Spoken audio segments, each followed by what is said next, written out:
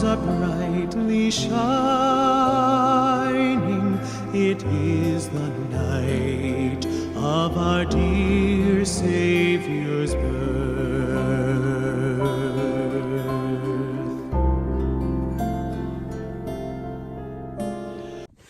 Welcome guys back to another video. Today we're going to be reviewing Flight Risk. Flight Risk is a new Mark Wahlberg airplane movie. Well, not new. It came out back in January. That's why I'm getting a lot of these videos out that is like, I finally watched this. Because it's been a while. So like, you're going to get one more of these, I think. Well, a few more of them, but like one more that I've already seen.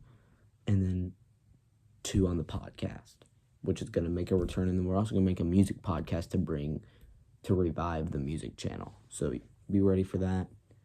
But so if you don't know, when the year started, people were excited for the movies coming out. Flight Risk was a really anticipated one for mine, and news articles came out saying it sucked, and then the movie came out and people said it sucked. I never came across to it because 1, people said it sucked. 2, it's just not interesting to me that much. And also, it makes me sad because this is the same person who made Hacksaw Ridge, which is arguably the greatest war movie of all time. Up there with, if you consider Forrest Gump, then that's better. But like, it's like right there, if you're not considering Forrest Gump, it's right there with like Warfare, the new one, which great movie. I love me a good war movie. Land of Bad last year was pretty good. Wasn't a bad one, but yeah. So yeah, I watched Flight Risk. Are you ready? 3, 2, 1. Sorry, Mark Wahlberg, you're getting an F. And you're gonna be like, F? That's a little harsh.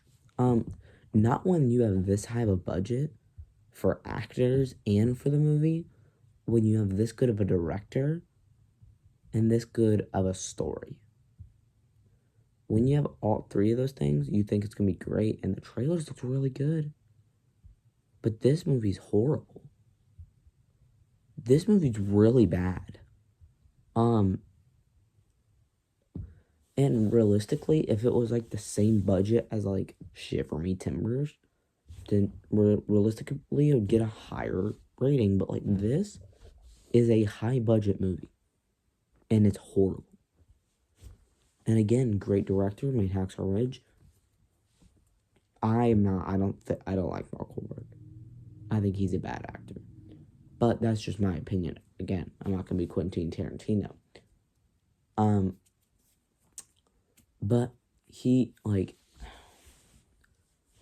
I'm not going to say I'm not a fan of him. I just haven't liked the movies that I've seen from him. But, again, he can put on good performances. So I was like, okay, Mark Wahlberg, whatever. And then this trailer came out, I was like, okay. This movie's, like, nothing like what I thought it was going to be. It's way too much of a comedy, and it's not even funny. That's my first negative. My second negative is there's not a real plot. Really all it is another thing, characters suck. All the characters suck. Unironically, Mark Wahlberg, even though I don't think he's that good in this movie, he easily carries this movie.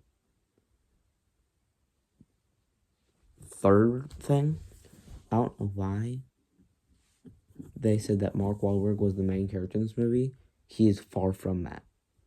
The main character in this movie is a woman that accidentally had one of her old prisoners die, which has kicked her off of doing spy or police work anymore, but then now she's back on a mission with this one spy. I could argue that the prisoner is a bigger character than Mark Wahlberg. They just said that Mark Wahlberg was a big character because of attention. He's a big character, but he's not even close to the main character. I would say there's 2 people above him that could be the main character, but I would say it's for sure the woman. And he's literally on the cover. Every single cover is just Mark Wahlberg. I'm like, cash grab. But again, the comedy doesn't land. It's just not funny. It comes off as awkward humor, but like not funny. Like it's like if Tim Robinson had the same comedy as Noah Schnapp, but like worse. It's like awkward comedy like Tim Robinson, but just horrible, not funny at all.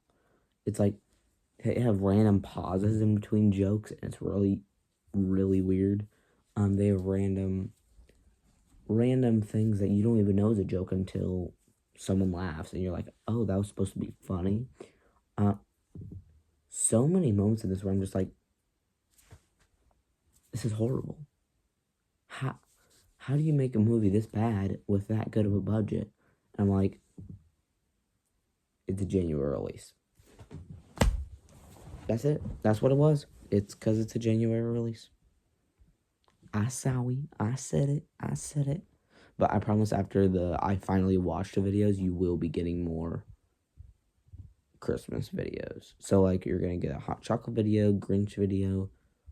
The day before I watch FNAF 2, so Thursday, you're going to be getting a FNAF 2 Popeyes meal review for the Snacksters.